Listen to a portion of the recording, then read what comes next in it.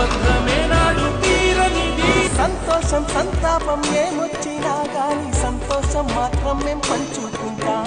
దేవుళ్ళలా మీరు మా కళ్ళ ఉంటుంటే సేవకులై సేవ చేసుకుంటాం.